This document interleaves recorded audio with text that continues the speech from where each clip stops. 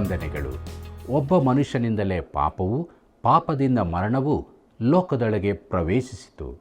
ಮರಣ ಎಂಬ ಶಬ್ದ ಯಾರಿಗೂ ಇಷ್ಟವಿಲ್ಲ, ಯಾರೂ ಅದನ್ನು ಬಯಸುವುದಿಲ್ಲ. ಇಂದಿನ ಅಧ್ಯಯನವು ಮರಣ ಎಂಬ ಶಬ್ದವು 3 ರೀತಿಯಲ್ಲಿ ಉಪಯೋಗಿಸಲ್ಪಟ್ಟಿದೆ. ಅವು ಯಾವುವು ಎಂಬುದನ್ನು ತಿಳಿದುಕೊಳ್ಳಲು ಬಯಸುವಿರಾ? ಹಾಗಾದರೆ ದೇವರಾತ್ಮನ ವಶಕ್ಕೆ ನಮ್ಮನ್ನು ಕೊಟ್ಟು ಪ್ರಾರ್ಥನಾಪೂರ್ವಕವಾಗಿ ಅಧ್ಯಯನವನ್ನು ಪ್ರಾರಂಭಿಸೋಣ. ಕರ್ತನಲ್ಲಿ ಪ್ರೀತಿಯುಳ್ಳ ಸಹೋದರ ಸಹೋದರಿಯರೇ, ತನ್ನ ಪ್ರಾಣವನ್ನು ಉಳಿಸಿಕೊಳ್ಳಬೇಕೆಂದಿರುವವನು ಅದನ್ನು ಕಳಕೊಳ್ಳುವನು, ಆದರೆ ನನ್ನ ನಿಮಿತ್ತವಾಗಿ ತನ್ನ ಪ್ರಾಣವನ್ನು ಕಳಕೊಂಡವನು ಅದನ್ನು ಉಳಿಸಿಕೊಳ್ಳುವನು ಎಂಬುದಾಗಿ ಹೇಳಿದಂಥ ನಮ್ಮ ರಕ್ಷಕನಾದ ಯೇಸು ಕ್ರಿಸ್ತನ ಸುಮಧುರವಾದ ನಾಮದಲ್ಲಿ ನಿಮ್ಮೆಲ್ಲರನ್ನು ವಂದಿಸುತ್ತಾ ಇಂದಿನ ಸತ್ಯವೇದ ಅಧ್ಯಯನಕ್ಕೆ ಬಹು ಪ್ರೀತಿಯಿಂದ ಸ್ವಾಗತಿಸುತ್ತೇನೆ. ಕರ್ತನಲ್ಲಿ ಪ್ರಿಯರೇ, ಇಂದಿನ ನಮ್ಮ ಅಧ್ಯಯನದಲ್ಲಿ ಭಕ್ತರ ಪರಿಶುದ್ಧರಾಗುವಿಕೆ ಎಂಬ ವಿಚಾರವನ್ನು ನೋಡೋಣ. ನಾವು ಪಾಪಿಗಳ ರಕ್ಷಣೆಯ ಕುರಿತಾಗಿ ನೋಡಿದೆವು. ಈಗ ಭಕ್ತರ ಪರಿಶುದ್ಧತೆಯ ಕುರಿತಾಗಿ ನೋಡಲಿದ್ದೇವೆ. ರಕ್ಷಣೆ ಹೊಂದಿದಾಗ ನಾವು ನೀತಿವಂತರೆಂದು ಘೋಷಿಸಲ್ಪಡುತ್ತೇವೆ. ಆದರೆ ದೇವರು ಇದಕ್ಕಿಂತಲೂ ಹೆಚ್ಚಿನದನ್ನು ಮಾಡಲು ಇಚ್ಛಿಸುತ್ತಾನೆ. ನೀತಿ ನಿರ್ಣಯವು ಒಬ್ಬನನ್ನು ನೀತಿವಂತನನ್ನಾಗಿ ಮಾಡುವುದಿಲ್ಲ. ಅದರ ಅರ್ಥವೇನೆಂದರೆ, ದೇವರ ಪರಿಶುದ್ಧ ಆಸ್ಥಾನದಲ್ಲಿ, ಅಂದರೆ ಪರಲೋಕದಲ್ಲಿ, ಒಬ್ಬ ನಾಶನ ಪಾತ್ರನಾದ ಪಾಪಿಯು ನೀತಿವಂತನೆಂದು ಘೋಷಿಸಲ್ಪಡುತ್ತಾನೆ. ಆದರೆ ಅವನ ಹೃದಯವು ಬದಲಾಗಲಿಲ್ಲ. ದೇವರು ಒಬ್ಬ ಪಾಪಿಯನ್ನು ಅವನ ಪಾಪದಲ್ಲೇ ಬಿಡಲು ಇಚ್ಛಿಸುವುದಾದರೆ ಅದು ತಪ್ಪಾದ ನೆನೆಸುವಿಕೆಯಾಗಿದೆ. ನಮ್ಮನ್ನು ತಾನು ಆಶಿಸಿದ ವ್ಯಕ್ತಿಗಳನ್ನಾಗಿ ಮಾಡಲು ದೇವರು ಆಶಿಸುತ್ತಾನೆ. ಆದ್ದರಿಂದ ರಕ್ಷಣೆಯಲ್ಲಿ ದೇವರ ಒಂದು ಯೋಜನೆ ಇದೆ. ಅದೇನೆಂದರೆ, ಪಾಪಿಯನ್ನು ನೀತಿವಂತನೆಂದು ಘೋಷಿಸುವುದು ಮಾತ್ರವಲ್ಲದೆ ಅವನನ್ನು ನೀತಿವಂತನನ್ನಾಗಿ ಮಾಡುವುದೂ ಆಗಿದೆ. ಅಂದರೆ ಆ ಪಾಪಿಯು ಕೃಪೆಯಲ್ಲಿ ಬೆಳೆದು ದೇವರಿಗಾಗಿ ಪ್ರತ್ಯೇಕಿಸಲ್ಪಟ್ಟವನಾಗಿ ಮಾಡಲು ದೇವರು ಮಾರ್ಗ ಮಾಡುತ್ತಾನೆ. ಕರ್ತನಲ್ಲಿ ಪ್ರಿಯರೇ, ಈ ಅಧ್ಯಾಯದ ಉಳಿದ ಭಾಗವನ್ನು ಸಂಭಾವನೀಯ ಪರಿಶುದ್ಧತೆ ಎಂದು ಕರೆಯಲಾಗಿದೆ. ಇದು ತಿಳಿದುಕೊಳ್ಳಲಿಕ್ಕೂ ಅಂಗೀಕರಿಸಿಕೊಳ್ಳಲಿಕ್ಕೂ ಕಷ್ಟಕರವಾಗಿ ಕಾಣಬಹುದು. ಇದರಲ್ಲಿ ಆದಾಮನ ಹಾಗೂ ಕ್ರಿಸ್ತನ ಮುಂದಾಳತ್ವ ಇದೆ. ಪ್ರೀತಿಯುಳ್ಳ ದೇವಜನರೇ, ಮುಂದಕ್ಕೆ ನಾವು ಆದಾಮನ ಮುಂದಾಳತ್ವ ಎಂಬ ವಿಚಾರವನ್ನು ನೋಡೋಣ. ರೋಮಾಪುರದವರಿಗೆ ಬರೆದ ಪತ್ರಿಕೆ 5ನೇ ಅಧ್ಯಾಯ 12ನೇ ವಚನವನ್ನು ಗಮನಿಸಿರಿ. ಅಲ್ಲಿ ನಾವು ಹೀಗೆ ನೋಡುತ್ತೇವೆ: ಈ ವಿಷಯದಲ್ಲಿ ಹೇಗೆಂದರೆ, ಒಬ್ಬ ಮನುಷ್ಯನಿಂದಲೇ ಪಾಪವು, ಪಾಪದಿಂದ ಮರಣವು ಲೋಕದೊಳಗೆ ಸೇರಿದವು. ಎಲ್ಲರೂ ಪಾಪ ಮಾಡಿದ್ದರಿಂದ ಮರಣವು ಹೀಗೆ ಎಲ್ಲರಲ್ಲಿಯೂ ವ್ಯಾಪಿಸಿತು ಎಂಬುದಾಗಿ. ಪ್ರೀತಿಯುಳ್ಳ ದೇವಜನರೇ, ಈ ವಚನದ ಅರ್ಥವು ಸರಿಯಾಗಿ ತಿಳಿಯುವಂತೆ ಅದನ್ನು ಸರಳವಾಗಿ ಹೀಗೆ ಹೇಳಬಹುದು: ಈ ವಿಚಾರದಲ್ಲಿ ಒಬ್ಬ ಮನುಷ್ಯನಿಂದಲೇ ಪಾಪವು ಲೋಕವನ್ನು ಪ್ರವೇಶಿಸಿರುವಂತೆಯೂ ಪಾಪದಿಂದ ಮರಣವು ಬಂದಂತೆಯೂ ಎಲ್ಲರೂ ಪಾಪ ಮಾಡಿರುತ್ತಾರೆ ಎಂಬ ಕಾರಣದಿಂದ ಮರಣವು ಎಲ್ಲ ಮನುಷ್ಯರಿಗೂ ವ್ಯಾಪಿಸಿತು. ಪ್ರಿಯರೇ, ನಾವು ಹೇಳುತ್ತಿದ್ದ ಪಾಪವು ಆದಾಮನ ಪಾಪವಾಗಿದೆ. ಅವನ ಮೊದಲನೆಯ ಪಾಪ. ಅವನು ಬಳಿಕ ಮಾಡಿದ ಯಾವ ಪಾಪವೂ ಅಲ್ಲ. ಏದೇನ್ ತೋಟದಲ್ಲಿ ಅವನು ದೇವರಿಗೆ ಅವಿಧೇಯನಾದದ್ದು, ಇದು ಅವನ ಸಂತತಿಯವರೆಲ್ಲರಿಗೂ ಮರಣವನ್ನು ತಂದಿತು. ಪ್ರಿಯರೇ, ಇದು ನಮ್ಮನ್ನು ಮುಖ್ಯವಾದ ಇನ್ನೊಂದು ಸಂಗತಿಯ ಕಡೆಗೆ ಪುನಃ ತರುತ್ತದೆ. ನಾವು ಹೇಳಿದಂತೆ ನಾವೆಲ್ಲರೂ 4 ರೀತಿಯಲ್ಲಿ ಪಾಪಿಗಳಾಗಿದ್ದೇವೆ. ಮೊದಲನೆಯದು, ನಾವು ಪಾಪ ಕೃತ್ಯಗಳನ್ನು ಮಾಡುವುದರಿಂದ ಪಾಪಿಗಳಾಗಿದ್ದೇವೆ. ಮಾತ್ರವಲ್ಲದೆ ಎರಡನೆಯದು, ನಾವು ಸ್ವಭಾವತಃ ಪಾಪಿಗಳಾಗಿದ್ದೇವೆ. ಪಾಪವು ನಮ್ಮನ್ನು ಪಾಪಿಗಳನ್ನಾಗಿ ಮಾಡುವುದಲ್ಲದೆ ನಮ್ಮಲ್ಲಿ ಆ ಸ್ವಭಾವವಿರುವುದರಿಂದ ನಾವು ಪಾಪ ಮಾಡುತ್ತೇವೆ. ಮೂರನೇದಾಗಿ, ನಾವು ಪಾಪದ ಸ್ಥಿತಿಯಲ್ಲೇ ಇದ್ದೇವೆ. ದೇವರು ಇಡೀ ಮಾನವ ಸಂತತಿಯೇ ಪಾಪದಲ್ಲಿದೆ ಎಂದು ಹೇಳುತ್ತಾನೆ. ನಾಲ್ಕನೇದಾಗಿ, ಕೊನೆಯದಾಗಿ, ನಾನು ನೀನು ಪಾಪವು ನಮ್ಮ ಮೇಲೆ ಹಾಕಲ್ಪಟ್ಟವರಾಗಿದ್ದೇವೆ. ಆದಾಮನು ಮಾನವ ಸಂತತಿಯ ಮೂಲನಾಗಿದ್ದರಿಂದ ಮಾನವ ಸಂತತಿಯ ಪರವಾಗಿ ಕಾರ್ಯ ಮಾಡಿದಂತಾಯಿತು. ಕರ್ತನಲ್ಲಿ ಪ್ರಿಯರೇ, ಆದಾಮನ ಸಂಯುಕ್ತ ನಾಯಕತ್ವದಿಂದಾಗಿ ದೇವರಿಗೆ ಕ್ರಿಸ್ತನ ಮೂಲಕ ಆತನನ್ನು ನಂಬುವವರನ್ನು ರಕ್ಷಿಸಲು ಸಾಧ್ಯವಾಯಿತು. ಇದನ್ನೇ ದೈವಶಾಸ್ತ್ರಜ್ಞರು ಸಂಯುಕ್ತ ನಾಯಕತ್ವ ಎಂದು ಕರೆದರು. ಆದಾಮನು ಕ್ರಿಸ್ತನು ಮಾನವ ಸಂತತಿಯ ಪ್ರತಿನಿಧಿಗಳಾಗಿದ್ದಾರೆ. ಆದಾಮನು ಸ್ವಾಭಾವಿಕ ನಾಯಕನಾಗಿದ್ದಾನೆ. ಇದನ್ನು ನಾನು ಮೆಚ್ಚುತ್ತೇನೆ. ಒಂದು ಸ್ಟಿಕ್ಕರ್ನಲ್ಲಿ ಹೀಗೆ ಬರೆದಿದ್ದುದನ್ನು ನೋಡಿದ್ದೆ. ಅದೇನೆಂದರೆ, ನನ್ನ ಪೂರ್ವಜರು ಮಾನವರಾಗಿದ್ದರು, ನಿನ್ನದು ಗೊತ್ತಿಲ್ಲ ಎಂಬುದಾಗಿ. ಪ್ರಿಯರೇ, ದೇವರ ವಾಕ್ಯವನ್ನು ನಂಬಿ ವಿಕಾಸವಾದವನ್ನು ಒಪ್ಪಿಕೊಂಡಿದ್ದು ನೀನು ಒಬ್ಬ ಕ್ರೈಸ್ತನಾಗಿರುವುದು ಅಸಾಧ್ಯ. ಆದಾಮನು ಮಾನವ ಸಂತತಿಯ ನಾಯಕನು. ಪೌಲನು ಇಲ್ಲಿ ಅದನ್ನೇ ಹೇಳುತ್ತಿದ್ದಾನೆ. ಆದಾಮನು ಸ್ವಾಭಾವಿಕ ನಾಯಕನಾಗಿದ್ದನು. ಅವನು ಮಾಡಿದ ಅವಿಧೇಯತೆಯ ಒಂದು ಕ್ರಿಯೆಯು ಇಡೀ ಸಂತತಿಯನ್ನು ಪಾಪದಲ್ಲಿ ಮುಳುಗಿಸಿತು. ಆದಾಮನ ಪಾಪದಿಂದ ನಾವೆಲ್ಲರೂ ಪಾಪಿಗಳಾಗಿ ಮಾರ್ಪಟ್ಟೆವು. ಕರ್ತನಲ್ಲಿ ಪ್ರೀತಿಯುಳ್ಳ ಸಹೋದರ ಸಹೋದರಿಯರೇ, ಇದು ಯಾವ ಅರ್ಥವನ್ನು ಕೊಡುತ್ತದೆ ಎಂಬುದಾಗಿ ನೋಡೋಣ. ಆದಾಮನಿಂದ ನಮಗೆ ಪಾಪದ ಸ್ವಭಾವ ಬಂತೆಂದು ಈ ವಚನದ ಅರ್ಥವಲ್ಲ. ನನಗೆ ನನ್ನ ತಂದೆಯಿಂದ, ಅವರಿಗೆ ಅವರ ತಂದೆಯಿಂದ, ಹೀಗೆ ಪಾಪದ ಸ್ವಭಾವ ಬಂತೆಂದು ನಿಜವೇ. ನನ್ನ ಪಾಪ ಸ್ವಭಾವವನ್ನು ನನ್ನ ಮಗನಿಗೆ, ಅವನಿಂದ ಅವನ ಮಗನಿಗೆ, ಹೀಗೆ ಅದು ವರ್ಗಾಯಿಸಲ್ಪಡುತ್ತದೆ. ಹೀಗೆ ನಮ್ಮಲ್ಲಿ ಪಾಪದ ಸ್ವಭಾವವು ವಂಶಾನುಗತವಾಗಿ ಬಂದಿದ್ದು, ನಾವು ಅದನ್ನು ನಮ್ಮ ಮುಂದಿನ ಪೀಳಿಗೆಗೆ ವರ್ಗಾಯಿಸುತ್ತೇವೆ ಎಂಬುದು ಸತ್ಯವಾದರೂ ಈ ವಚನವು ಆ ರೀತಿಯಲ್ಲಿ ಹೇಳುತ್ತಿಲ್ಲ. ಮಾತ್ರವಲ್ಲದೆ ಎಲ್ಲರೂ ಪಾಪ ಮಾಡಿದ್ದಾರೆ ಎಂಬ ಮಾತು ನಾವೆಲ್ಲರೂ ಪಾಪಕೃತ್ಯಗಳನ್ನು ಮಾಡಿದವರೆಂದು ಅರ್ಥ ಕೊಡುತ್ತಿಲ್ಲ. ನಾವು ಪಾಪಿಗಳೇ. ಆದರೆ ಈ ವಚನವು ಇಲ್ಲಿ ಅದನ್ನು ಹೇಳುತ್ತಿಲ್ಲ. ಹಾಗಾದರೆ ಇದರ ಅರ್ಥವೇನು? ನಾವು ಮಾನವ ಸಂತತಿಯ ಮೂಲ ಪಿತೃವಿನೊಂದಿಗೆ ಸಂಬಂಧ ಹೊಂದುವ ಮೊದಲೇ, ನಮ್ಮಲ್ಲಿ ಇನ್ನೂ ಮಾನವ ಸ್ವಭಾವ ಉಂಟಾಗುವ ಮೊದಲೇ, ನಾವು ಹುಟ್ಟುವ ಮೊದಲೇ ನಾವು ಆದಾಮನಿಂದಾಗಿ ಪಾಪಿಗಳಾಗಿದ್ದೇವೆ ಎಂಬುದಾಗಿ ಇದರ ಅರ್ಥ. ಕರ್ತನಲ್ಲಿ ಪ್ರಿಯರೇ, ಆದಾಮನ ಪಾಪವು ನಮ್ಮ ಮೇಲೆ ಬಂದಿತು. ಆದಾಮನು ಮಾಡಿದ್ದನ್ನು ನಾವು ಮಾಡಿದೆವು. ಒಂದು ವೇಳೆ ದೇವರು ನಮ್ಮೆಲ್ಲರನ್ನು ಏದೇನ್ ತೋಟದೊಳಗೆ ಹಾಕಿ ಆದಾಮನಿಗೆ ಮಾಡಿದ ಪರೀಕ್ಷೆಯನ್ನೇ ನಮಗೂ ಮಾಡಿದರೆ, ನಿನ್ನ ಪಾಪ ಸ್ವಭಾವದೊಂದಿಗೆ ನೀನು ಪಾಪ ಸ್ವಭಾವವಿಲ್ಲದಿದ್ದ ಆದಾಮನಿಗಿಂತ ಉತ್ತಮ ರೀತಿಯಲ್ಲಿರುತ್ತಿದ್ದೀಯೋ? ನಾನು ನೆನೆಸುವುದಿಲ್ಲ. ಆದಾಮನ ಅವಿಧೇಯತೆಯ ಒಂದು ಕ್ರಿಯೆಯು ನಮ್ಮೆಲ್ಲರನ್ನೂ ಪಾಪಿಗಳನ್ನಾಗಿ ಮಾಡಿತು ಎಂಬ ಸತ್ಯವನ್ನು ನಾವು ಒಪ್ಪಿಕೊಳ್ಳಲೇಬೇಕಾಗಿದೆ. ಪ್ರಿಯರೇ, ಕ್ರಿಸ್ತನ ನೀತಿಯು ಆತನ ಮರಣದ ಕಾರಣದಿಂದಾಗಿ ನಮಗೆ ಕೊಡಲ್ಪಟ್ಟಿತೆಂದು ನಾವು ನೋಡಿದೆವು. ಕ್ರಿಸ್ತನು ಒಂದು ಹೊಸ ಜನಾಂಗದ ಮುಖ್ಯಸ್ಥನಾದನು. ಹೊಸದಾದ ಬಿಡುಗಡೆ ಹೊಂದಿದ ಮಾನವ ಜನಾಂಗ. ಸಭೆಯು ಆತನ ದೇಹವಾಗಿದ್ದು ಹೊಸ ಸೃಷ್ಟಿಯಾಗಿರುತ್ತದೆ. ಕರ್ತನಲ್ಲಿ ಪ್ರಿಯರೇ, ನಮ್ಮ ಧ್ಯಾನದಲ್ಲಿ ಮುಂದೆ ಸಾಗುತ್ತಿರುವಾಗ ನಾವು ಒಂದು ಪದವನ್ನು ಕಾಣುತ್ತೇವೆ. ಅದು ಬಹು ಅರ್ಥವತ್ತಾಗಿದೆ. ಅದು ಮತ್ತು ಎಂಬ ಶಬ್ದ. ಪೌಲನ ಮಾತಿನ ಅರ್ಥವೇನೆಂದರೆ, ನಾವು ಆದಾಮನಲ್ಲಿ ಕಳಕೊಂಡದ್ದಕ್ಕಿಂತೂ ಮತ್ತೂ ಹೆಚ್ಚಿನದನ್ನು ಕ್ರಿಸ್ತನಲ್ಲಿ ಹೊಂದಿದ್ದೇವೆ ಎಂದು. ಇದು ವಚನ 9ರಲ್ಲಿ ಇದೆ. ಮರಣವು ಆದಾಮನ ಮೂಲಕವಾಗಿ ಬಂತು. ಆದಾಮನ ಪ್ರಥಮ ಪಾಪವು ಎಲ್ಲರನ್ನೂ ಒಳಗೊಂಡಿತೆಂದು ತಿಳಿಯಬೇಕಾದರೆ, ಚಿಕ್ಕ ಮಗುವೊಂದು ಯಾವ ಪಾಪ ಮಾಡದಿದ್ದರೂ ಸಾಯುವ ಘಟನೆಯನ್ನು ನೆನಪಿಗೆ ತಂದುಕೋ. ಆ ಚಿಕ್ಕ ಮಗುವು ಆದಾಮನ ಸಂಗತಿಗೆ ಸೇರಿದ್ದಾಗಿದೆ. ಆದಾಮನಲ್ಲಿ ಎಲ್ಲರೂ ಸಾಯುವವರಾಗಿದ್ದಾರೆ. ದೇವರು ಮಾನವನನ್ನು ಸಾಯುವುದಕ್ಕಾಗಿ ಸೃಷ್ಟಿಸಲಿಲ್ಲ. ದೇವರು ಅವನಿಗಾಗಿ ಒಳ್ಳೆಯದನ್ನು ಇಟ್ಟಿದ್ದಾನೆ. ಪ್ರಿಯರೇ, ಈ ಯೋಚನೆಯೊಂದಿಗೆ 13ನೇ ವಚನಕ್ಕೆ ಹೋಗೋಣ. ಅಲ್ಲಿ ನಾವು ಹೀಗೆ ನೋಡುತ್ತೇವೆ: ಧರ್ಮಶಾಸ್ತ್ರ ಉಂಟಾಗುವುದಕ್ಕೆ ಮುಂಚೆಯೇ ಪಾಪವು ಲೋಕದಲ್ಲಿತ್ತು.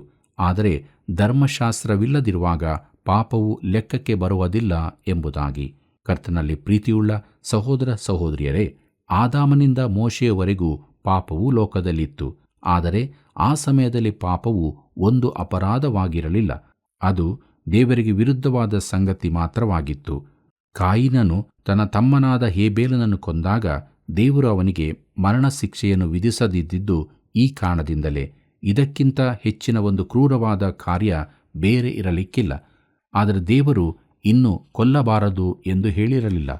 ದೇವರು ಕಾಯಿನನ್ನು ಕಾಯುವುದಕ್ಕೆ ಅವನ ಮೇಲೆ ಒಂದು ಗುರುತನ್ನು ಇಟ್ಟನು. ಸ್ವಲ್ಪ ಮುಂದಕ್ಕೆ ಬರುವಾಗ ಕಾಯಿನನ ಮಕ್ಕಳಲ್ಲಿ ಒಬ್ಬನಾದ ಲೇಮೆಕನು ಒಬ್ಬ ಮನುಷ್ಯನನ್ನು ಕೊಂದು ಅದು ಯಾತಕ್ಕೆಂದು ಹೇಳಿದನು. ಪ್ರಿಯರೇ, ಲೇಮೆಕನಿಗೆ ಕೊಲ್ಲುವುದಕ್ಕೆ ಒಂದು ಕಾರಣವಿತ್ತು, ಮತ್ತು ಜಲಪ್ರಳಯದಲ್ಲಿ ನಾಶವಾಗುವ ಮಾನವ ಸಂತತಿಯು ಪಾಪದಿಂದ ತುಂಬಿ ಹೋಗಿತ್ತು. ಅವರು ಸುಧಾರಿಸಲಾಗದಷ್ಟು ಕೆಟ್ಟು ಹೋಗಿದ್ದರು. ಆದರೆ ಅವರು ಪಾಪಿಗಳಾದದ್ದರಿಂದ ದಂಡನೆಗೊಳಗಾದರು. ಪ್ರಿಯರೇ, ಸುವಾರ್ತೆ ಕೇಳದ ಮೂರ್ತಿ ಪೂಜಕರು ನಾಶವಾದರೋ ಎಂಬ ಪ್ರಶ್ನೆಗೆ ಇದು ಉತ್ತರ ಕೊಡುತ್ತದೆ. ಅದಕ್ಕೆ ಉತ್ತರವೇನೆಂದರೆ, ಎಲ್ಲ ಮನುಷ್ಯರು ನಾಶನ ಪಾತ್ರರೇ ಆಗಿದ್ದಾರೆ. ಇದನ್ನು ಒಪ್ಪಿಕೊಳ್ಳಲು ನಮಗೆ ಕಷ್ಟವಾದೀತು. ಆದರೆ ನಾವು ಕೂಡ ನಾಶನ ಯೋಗ್ಯವಾದ ಸಂತತಿಯಲ್ಲೇ ಹುಟ್ಟಿದ್ದೇವೆ. ನಾವೇನು ಉತ್ತಮರಲ್ಲ. ನಾವು ವಿಕಾಸವಾದಕ್ಕೆ ಸೇರಿದವರಲ್ಲ. ದಿನೇ ದಿನೇ ಸುಧಾರಣೆ ಹೊಂದುವವರಲ್ಲ. ನಾವು ನಾಶನಕ್ಕೆ ಗುರಿಯಾದ ಸಂತತಿಯವರಾದ್ದರಿಂದ ನಮಗೆ ಬಿಡುಗಡೆ ಬೇಕಾಗಿದೆ. ಮಾನವನ ಹೃದಯದ ಯೋಚನೆಯು ದೇವರಿಗೆ ಹೊರತದ್ದಾಗಿದೆ. ಕರ್ತನಲ್ಲಿ ಪ್ರಿಯರೇ, ಹಾಗಾದರೆ ದೇವರನ್ನೂ ಎಲ್ಲರನ್ನೂ ರಕ್ಷಿಸಬೇಕಾಗಿದೆ ಎಂದು ಯಾರಾದರೂ ಹೇಳಬಹುದು. ಇಲ್ಲ, ಹಾಗಿಲ್ಲ. ಪ್ರಿಯ ಸ್ನೇಹಿತನೇ, ಒಂದು ವೇಳೆ ನೀನು ಒಂದು ಕೆಸರಿನ ಹೊಂಡಕ್ಕೆ ಹೋದಿ ಎಂದು ತಿಳಿದುಕೋ. ಅಲ್ಲಿ 100 ಆಮೆಗಳಿವೆ. ನೀನು ಒಂದು ಆಮೆಯನ್ನು ಹೊರಕ್ಕೆ ತರುತ್ತಿ, ಆ ಆಮೆಗೆ ಹಾರಲು ಕಲಿಸಿಕೊಡುತ್ತಿ. ಬಳಿಕ ಆ ಆಮೆ ಆ ಕೆಸರಿನ ಹೊಂಡಕ್ಕೆ ಹೋಗಿ ಇತರ ಆಮೆಗಳಿಗೆ, ನಿಮಗೆ ಹಾರಲು ಕಲಿಯುವ ಮನಸ್ಸಿಲ್ಲವೇ ಎಂದು ಕೇಳಬಹುದು. ಆಗ ಉಳಿದ ಆಮೆಗಳೆಲ್ಲ ನಗಾಡುತ್ತಾ, ಇಲ್ಲ, ನಮಗೆ ಇಲ್ಲಿಯೇ ಒಳ್ಳೆಯದಾಗುತ್ತದೆ, ನಮಗೆ ಹಾರಲು ಮನಸ್ಸಿಲ್ಲ ಎನ್ನುತ್ತವೆ. ಪ್ರಿಯರೇ, ನಾಶನ ಪಾತ್ರವಾದ ಮಾನವನ ಸಂತತಿಯ ಪರಿಸ್ಥಿತಿ ಇದೇ ಆಗಿರುತ್ತದೆ. ಜನರಿಗೆ ರಕ್ಷಣೆಯೂ ಬೇಕಾಗಿಲ್ಲ. ಅವರು ದೇವರಿಂದ ದೂರವಾಗಿ ನಾಶನಕ್ಕೆ ಹೋಗುವವರಾಗಿದ್ದಾರೆ. ಈ ಮಹಾ ವಿಶೇಷ ಸತ್ಯವು ನಮ್ಮ ಮನಸ್ಸಿನೊಳಗೆ ಸುಲಭವಾಗಿ ಹೋಗುವುದಿಲ್ಲ. ಯಾಕಂದರೆ ನಮ್ಮಲ್ಲಿ ಆ ನಾಶನ ಪಾತ್ರವಾದ ಸ್ವಭಾವವಿರುತ್ತದೆ. ನಾವು ಬಹಳ ಒಳ್ಳೆಯವರಾಗಿದ್ದೇವೆಂದು ಭಾವಿಸುತ್ತೇವೆ, ಆದರೆ ನಿಜವಾಗಿ ನಾವು ಹಾಗಿಲ್ಲ.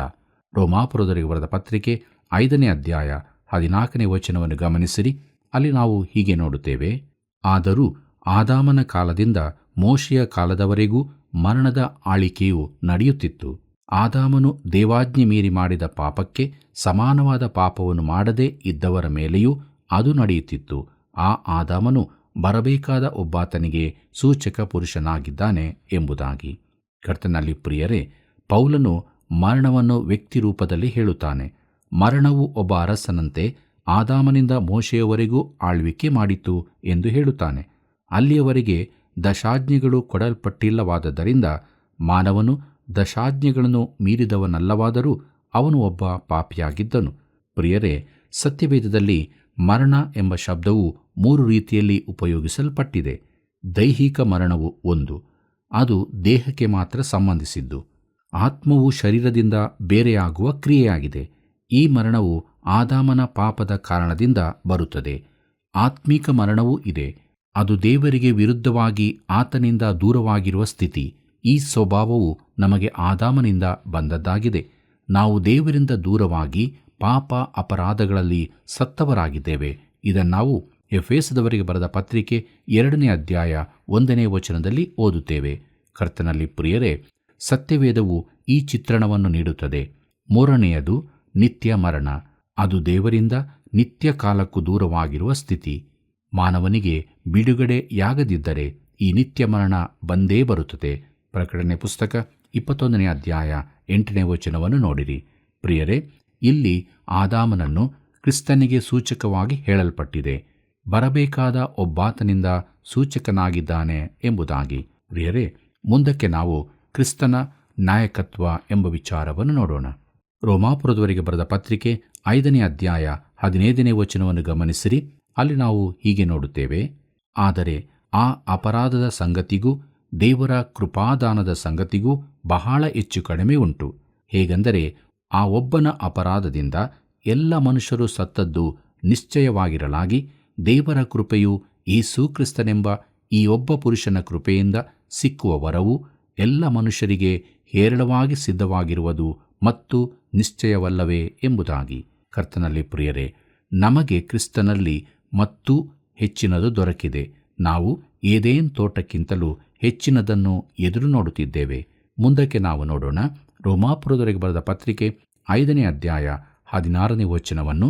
ಅಲ್ಲಿ ಹೀಗೆ ಬರೆದದೆ, ಇದಲ್ಲದೆ ಪಾಪ ಮಾಡಿದ ಒಬ್ಬನಿಂದಲೇ ದುಷ್ಫಲ ಬಂದಂತೆ ಈ ವರವು ಬರಲಿಲ್ಲ. ಹೇಗೆಂದರೆ, ಒಬ್ಬನೇ ಮನುಷ್ಯನ ಪಾಪದ ದೆಸೆಯಿಂದ ಸಾಯಬೇಕೆಂಬ ನಿರ್ಣಯವು ಉಂಟಾಯಿತು. ಆದರೆ ದೇವರ ಕೃಪಾದಾನವು ಅನೇಕರ ಅಪರಾಧಗಳ ಕಾರಣದಿಂದ ಉಂಟಾಗಿ ಅವರನ್ನು ನೀತಿವಂತರೆಂದು ನಿರ್ಣಯಿಸುವಂಥದ್ದಾಗಿದೆ ಎಂಬುದಾಗಿ. ಪ್ರೀತಿಯುಳ್ಳ ದೇವಜನರೇ, ಇದು ಒಂದು ಕಠಿಣವಾದ ಭಾಗವಾಗಿದೆ.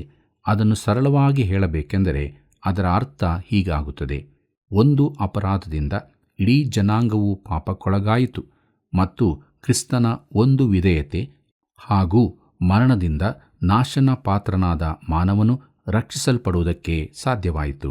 ರೋಮಾಪುರದವರಿಗೆ ಬರೆದ ಪತ್ರಿಕೆ 5ನೇ ಅಧ್ಯಾಯ 17ನೇ ವಚನವನ್ನು ಗಮನಿಸಿರಿ. ಅಲ್ಲಿ ನಾವು ಹೀಗೆ ನೋಡುತ್ತೇವೆ, ಒಬ್ಬನು ಮಾಡಿದ ಅಪರಾಧದಿಂದ ಮರಣವು ಉಂಟಾಗಿ ಆ ಒಬ್ಬನ ದೆಸೆಯಿಂದಲೇ ಆಳುವುದಾದರೆ, ದೇವರು ಧಾರಾಳವಾಗಿ ಅನುಗ್ರಹಿಸುವ ಕೃಪಾದಾನವನ್ನು, ನೀತಿಯೆಂಬ ವರವನ್ನು ಹೊಂದಿದವರು ಯೇಸು ಕ್ರಿಸ್ತನೆಂಬ ಈ ಒಬ್ಬ ಪುರುಷನ ಮೂಲಕ ಜೀವಭರಿತರಾಗಿ ಆಳುವುದು ಮತ್ತು ನಿಶ್ಚಯವಲ್ಲವೇ ಎಂಬುದಾಗಿ. ಪ್ರೀತಿಯುಳ್ಳ ದೇವಜನರೇ, ಮರಣವು ನಮ್ಮನ್ನು ಆಳುತ್ತದೆಂದು ಪೌಲನು ಹೇಳಿದ್ದಾನೆ. ಒಬ್ಬ ಮನುಷ್ಯನಿಂದಲೇ ಮರಣವು ಆಳ್ವಿಕೆಗೆ ಬಂತು.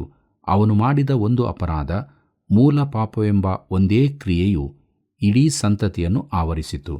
ಇಲ್ಲಿ ಪೌಲನು ಮರಣದ ಆಳ್ವಿಕೆಗಿಂತ ಹೆಚ್ಚಿನದಾದ ಒಂದು ಆಳ್ವಿಕೆಯ ಕುರಿತು ಹೇಳುತ್ತಾನೆ. ಅದು ಜೀವದ ಆಳ್ವಿಕೆ. ಅದು ಮರಣದ ಆಳ್ವಿಕೆಯಲ್ಲಿರುವವರಿಗೆ ಮಹಾಕೃಪೆಯಿಂದಲೇ ಕೊಡಲ್ಪಡುತ್ತದೆ. ಪ್ರಿಯರೇ, ಮನುಷ್ಯನು ಅದನ್ನು ಸ್ವೀಕರಿಸಿದರೆ ಸಾಕು. ಈ ಜೀವದ ರಾಜ್ಯದ ಅರಸನು ಯೇಸು ಕ್ರಿಸ್ತನೇ. ಜೀವದ ವರವು ಆತನಿಂದಲೇ ದೊರಕುತ್ತದೆ. ದೇವರಿಗೆ ಮಹಿಮೆಯಾಗಲಿ. ರೋಮಾಪುರದವರೆಗೆ ಬರೆದ ಪತ್ರಿಕೆ 5ನೇ ಅಧ್ಯಾಯ 18 ಮತ್ತು 19ನೇ ವಚನವನ್ನು ಗಮನಿಸಿರಿ. ಅಲ್ಲಿ ನಾವು ಹೀಗೆ ನೋಡುತ್ತೇವೆ: ಹೀಗಿರಲಾಗಿ ಒಂದೇ ಅಪರಾಧದ ಮೂಲಕ ಎಲ್ಲ ಮನುಷ್ಯರಿಗೆ ಸಾಯಬೇಕೆಂಬ ನಿರ್ಣಯವು ಹೇಗೆ ಉಂಟಾಯಿತೋ, ಹಾಗೆಯೇ ಒಂದೇ ಸತ್ಕಾರ್ಯದಿಂದ ಎಲ್ಲ ಮನುಷ್ಯರಿಗೆ ನೀತಿವಂತರೆಂಬ ನಿರ್ಣಯವು ಉಂಟಾಗಿ ಜೀವವನ್ನು ಫಲಿಸುತ್ತದೆ. ಒಬ್ಬನ ಅವಿಧೇಯತ್ವದಿಂದ ಎಲ್ಲರೂ ಹೇಗೆ ಪಾಪಿಗಳಾದರೋ, ಹಾಗೆಯೇ ಒಬ್ಬನ ವಿಧೇಯತ್ವದಿಂದ ಎಲ್ಲರೂ ನೀತಿವಂತರಾಗುವರು ಎಂಬುದಾಗಿ. ಪ್ರೀತಿಯುಳ್ಳ ದೇವಜನರೇ, ಪಾಪವು ಆರೋಪಿಸಲ್ಪಡುವ ಹಾಗೂ ನೀತಿಯು ಹೊದಿಸಲ್ಪಡುವ ಸೂತ್ರ ಇದೇ ಆಗಿದೆ. ಕ್ರಿಸ್ತನ ಹಾಗೂ ಆದಾಮನ ಮುಂದಾಳತ್ವದ ಬೋಧನೆಯೂ ಇದೇ ಆಗಿದೆ. ಪೌಲನು ಇಲ್ಲಿ ಸಂಯುಕ್ತ ನಾಯಕತ್ವದ ತನ್ನ ವಾದಗಳನ್ನು ಕೊನೆಗೊಳಿಸುತ್ತಾನೆ. ಆದಾಮನ ಅವಿಧೇಯತೆಯ ಒಂದು ಕ್ರಿಯೆಯಿಂದಾಗಿ ಎಲ್ಲರೂ ಪಾಪಿಗಳಾದರು. ಪಾಪದ ಸ್ವಭಾವ ಹೊಂದಿದವರು ಮಾತ್ರವಲ್ಲದೆ ಪಾಪದ ಕ್ರಿಯೆಯ ತಪ್ಪಿಗಸ್ತರೂ ಆದರು. ಕ್ರಿಸ್ತನ ವಿಧೇಯತ್ವದ ಮರಣ ಪುನರುತ್ಥಾನಗಳಿಂದ ಆತನಲ್ಲಿ ನಂಬುವ ಪಾಪಿಯನ್ನು ದೇವರು ನೀತಿವಂತನೆಂದು ಘೋಷಿಸುವುದಕ್ಕೆ ಸಾಧ್ಯವಾಯಿತು. ಮುಂದಕ್ಕೆ ನಾವು ನೋಡೋಣ. ರೋಮಾಪುರದವರೆಗೆ ಬರೆದ ಪತ್ರಿಕೆ 5ನೇ ಅಧ್ಯಾಯ 20ನೇ ವಚನವನ್ನು. ಅಲ್ಲಿ ಹೀಗೆ ನೋಡುತ್ತೇವೆ: ಅಪರಾಧಗಳು ಹೆಚ್ಚಾಗಿ ಕಂಡುಬರುವ ಹಾಗೆ ಧರ್ಮಶಾಸ್ತ್ರವು ಮಧ್ಯೆ ಬಂತು. ಆದರೆ ಪಾಪವು ಹೆಚ್ಚಿದಲ್ಲೇ ಕೃಪೆಯು ಎಷ್ಟೋ ಹೆಚ್ಚಾಗಿ ಪ್ರಬಲವಾಯಿತು ಎಂಬುದಾಗಿ. ಕರ್ತನಲ್ಲಿ ಪ್ರಿಯರೇ, ದೇವರು ಧರ್ಮಶಾಸ್ತ್ರವನ್ನು ಕೊಟ್ಟಾಗ ಅದರೊಂದಿಗೆ ಯಜ್ಞಾರ್ಪಣೆಯ ಒಂದು ವಿಧಿಯನ್ನು ಕೊಟ್ಟನು. ಮುಂದಕ್ಕೆ ಕ್ರಿಸ್ತನು ಅದನ್ನು ಪೂರ್ಣಗೊಳಿಸುವುದಕ್ಕಾಗಿ ಬಂದನು. ಅಂದರೆ ದೇವರು ನಾಶನ ಪಾತ್ರನಾದ ಮಾನವ ಜನಾಂಗಕ್ಕೆ ಪಾಪಗಳ ಅಪರಾಧದಿಂದ ಬಿಡುಗಡೆಯಾಗುವ ಒಂದು ಅವಕಾಶವನ್ನು ಕೊಟ್ಟಿದ್ದಾನೆ. ಆ ಪಾಪದ ಸ್ವಭಾವವು ನಮ್ಮ ಜೀವಮಾನವಿಡೀ ನಮ್ಮೊಂದಿಗೆ ಇರುವಂಥದ್ದಾಗಿದೆ. ಪ್ರೀತಿಯುಳ್ಳ ಸಹೋದರ ಸಹೋದರಿಯರೇ, ಕೊನೆಯದಾಗಿ ರೋಮಾಪುರದವರೆಗೆ ಬರೆದ ಪತ್ರಿಕೆ 5ನೇ ಅಧ್ಯಾಯ 21ನೇ ವಚನವನ್ನು ಗಮನಿಸಿರಿ. ಅಲ್ಲಿ ನಾವು ಹೀಗೆ ನೋಡುತ್ತೇವೆ: ಹೀಗೆ ಪಾಪವು ಮರಣವನ್ನುಂಟು ಮಾಡುತ್ತಾ ಅಧಿಕಾರವನ್ನು ನಡೆಸಿದ ಹಾಗೆಯೇ ದೇವರ ಕೃಪೆಯು ನಮ್ಮ ಕರ್ತನಾದ ಯೇಸು ಕ್ರಿಸ್ತನ ಮೂಲಕ ನೀತಿಯನ್ನು ಕೊಟ್ಟು ನಿತ್ಯ ಜೀವವನ್ನುಂಟು ಮಾಡುತ್ತಾ ಅಧಿಕಾರವನ್ನು ನಡೆಸುವುದು ಎಂಬುದಾಗಿ. ಕರ್ತನಲ್ಲಿ ಪ್ರಿಯರೇ, ಪಾಪವು ಮರಣವನ್ನುಂಟು ಮಾಡುತ್ತಾ ಎಂಬುದಾಗಿ ನೋಡುವಾಗ, ಪಾಪವು ಆಳುತ್ತಿರುವ ಈ ಜಗತ್ತಿನಲ್ಲಿ ನಾನು ನೀವು ಜೀವಿಸುತ್ತಿದ್ದೇವೆ. ಈ ದಿನಗಳಲ್ಲಿ ಜಗತ್ತನ್ನು ಯಾರು ಆಳುತ್ತಿದ್ದಾರೆಂದು ತಿಳಿದುಕೊಳ್ಳ ಬಯಸುತ್ತೀಯೋ? ಸೈತಾನನು ಲೋಕಾಧಿಪತಿಯೆಂದು ಸತ್ಯವೇದವು ಹೇಳುತ್ತದೆ. ಯಾರನ್ನು ನುಂಗಲಿ ಎಂಬುದಾಗಿ ಈ ಭೂಮಿಯಲ್ಲಿ ಅವನು ಸಂಚರಿಸುತ್ತಿದ್ದಾನೆ. ಪೇತ್ರನು ಬರೆದ 1ನೇ ಪತ್ರಿಕೆ 5ನೇ ಅಧ್ಯಾಯ 8ನೇ ವಚನವನ್ನು ಗಮನಿಸಿರಿ. ಅಲ್ಲಿ ನಾವು ಅದನ್ನು ತಿಳಿದುಕೊಳ್ಳುತ್ತೇವೆ. ಪ್ರಿಯರೇ, ಪಾಪವು ಮರಣವನ್ನುಂಟು ಮಾಡುತ್ತಾ ಅಧಿಕಾರ ನಡೆಸಿತು. ಇದರಿಂದಾಗಿ ಸಮಾಧಿಗಳು ತುಂಬುತ್ತಲೇ ಇರುತ್ತವೆ. ಹಾಗೆಯೇ ದೇವರ ಕೃಪೆಯು ನಮ್ಮ ಕರ್ತನಾದ ಯೇಸು ಕ್ರಿಸ್ತನ ಮೂಲಕ ನೀತಿಯನ್ನು ಕೊಟ್ಟು ನಿತ್ಯ ಜೀವವನ್ನುಂಟು ಮಾಡುತ್ತದೆ. ಪ್ರಿಯರೇ, ಆತನು ನಾಶನ ಪಾತ್ರವಾದ ಜನಾಂಗದಿಂದ ಬಿಡಿಸಿಕೊಳ್ಳುವ ಮನಸ್ಸಿದ್ದವರನ್ನು ಕರೆಯುತ್ತಾ ಇದ್ದಾನೆ. ಆದರೆ ಮಾನವನಲ್ಲಿರುವ ಮೂಲ ಸ್ವಭಾವವು ಇದಕ್ಕೆ ಒಪ್ಪಿಕೊಳ್ಳುವುದಿಲ್ಲ. ಮಾನವನು ದೇವರಿಂದ ದೂರವಾಗಿದ್ದಾನೆ. ಅವನಲ್ಲಿ ಪಾಪದ ಸ್ವಭಾವವಿರುತ್ತದೆ. ಈ ನಾಶನಕ್ಕೊಳಗಾದ ಸಂತತಿಗೆ ದೇವರು ರಕ್ಷಣೆಯನ್ನು ಕೊಡುತ್ತಿದ್ದಾನೆ. ಕರ್ತನಲ್ಲಿ ಪ್ರಿಯರೇ, ಕ್ರಿಸ್ತನ ಮರಣದಲ್ಲಿ ದೇವರ ನೀತಿಗೆ ಬೇಕಾದದೆಲ್ಲವೂ ಒದಗಿಸಲ್ಪಟ್ಟಿತು. ಕ್ರಿಸ್ತನ ಕ್ರೂಜೆಯಲ್ಲಿ ದೇವರ ರಾಜ್ಯವು ಸಂಪೂರ್ಣವಾಗಿ ಹಾಗೂ ಭದ್ರವಾಗಿ ಸ್ಥಾಪಿಸಲ್ಪಟ್ಟಿದೆ. ಬೇರೆಲ್ಲವೂ ಮುಳುಗುವ ಉಸುಬಿನಂತಿದೆ. ನಂಬಿಕೆಯಿರಿಸುವ ವಿಶ್ವಾಸಿಗೆ ಕಡೇ ಆದಾಮನೊಂದಿಗೆ ಒಂದಾಗಿ ಮಾಡಲ್ಪಟ್ಟು ನಿತ್ಯ ಜೀವವನ್ನು ಹೊಂದುವ ಸಾಧ್ಯತೆಯಿದೆ. ಈತನು ಪುನರುತ್ಥಾನನಾದ ಮಹಿಮೆಯ ರಕ್ಷಕನಾಗಿರುತ್ತಾನೆ.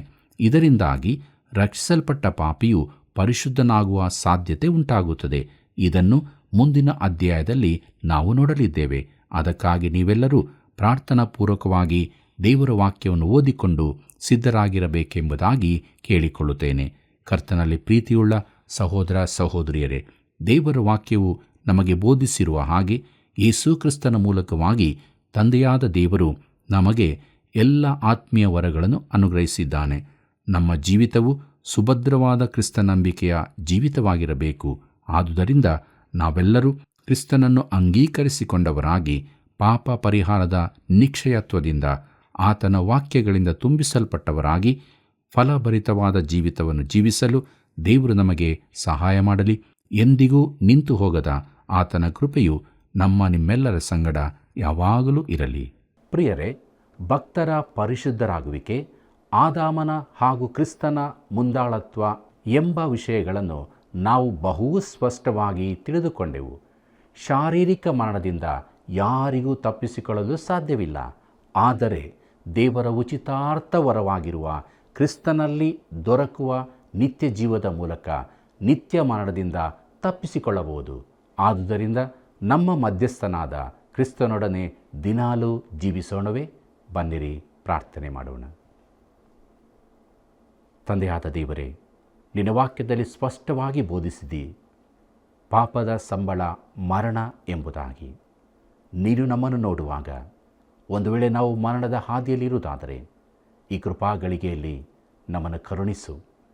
ಆ ಮರಣದ ಹಾದಿಯಿಂದ ನಮ್ಮನ್ನು ಬಿಡಿಸಿ ಜೀವದ ಹಾದಿಗೆ ನಡೆಸಬೇಕಾಗಿ ಬೇಡುವರಾಗಿದ್ದೇವೆ. ತಂದೆಯಾದ ದೇವರೇ, ನಮ್ಮ ವೀಕ್ಷಕರಲ್ಲಿ ಯಾರೂ ಕೂಡ ನಿನ್ನಿಂದ ಅಗಲಿ ಹೋಗದಂತೆ, ನರಕಕ್ಕೆ ಪಾತ್ರರಾಗದಂತೆ ಪ್ರತಿಯೊಬ್ಬರ ಜೀವಿತದಲ್ಲಿ ನಿನ್ನ ವಾಕ್ಯಗಳನ್ನು ಕಳುಹಿಸಿಕೊಡು, ಬಲಪಡಿಸು. ರಕ್ಷಣೆಯ ಜೀವಿತದಲ್ಲಿ ದಿನಾಲು ಜೀವಿಸುವುದಕ್ಕೆಲ್ಲರಿಗೂ ಸಹಾಯ ಮಾಡು. ಹೀಗೆ ನಮ್ಮೆಲ್ಲರ ಜೀವಿತದಲ್ಲಿ ನಿನಗೆ ಮಾತ್ರ ಮಹಿಮೆಯಾಗಲಿ. ನಾವು ಪರಲೋಕದ ಬಾಧ್ಯಸ್ಥಿಕೆಯನ್ನು ಹೊಂದಿಕೊಳ್ಳುವಂಥ ನಿರೀಕ್ಷೆಯಲ್ಲಿ ಜೀವಿಸೋದಕ್ಕೆ ಸಹಾಯ ಮಾಡು. ಯೇಸುವಿನ ನಾಮದಲ್ಲಿ ಬೇಡಿದ್ದೇವೆ ತಂದೆಯೇ, ಆಮೆನ್. ಪ್ರಿಯ ವೀಕ್ಷಕರೇ, ದೇವರಿಂದ ನಮ್ಮ ಜೀವಿತಕ್ಕೆ ಒಳ್ಳೆಯದನ್ನು ಹೊಂದಿಕೊಂಡಿರುವಾಗ ಇತರರು ಒಳ್ಳೆಯದನ್ನು ಹೊಂದಿಕೊಳ್ಳಲು ಈ ಕಾರ್ಯಕ್ರಮದ ಅಭಿವೃದ್ಧಿಗಾಗಿ ಹಿಂದೆ ಕರೆ ಮಾಡಿರಿ. ಮತ್ತೆ ಭೇಟಿಯಾಗೋಣ. ವಂದನೆಗಳು.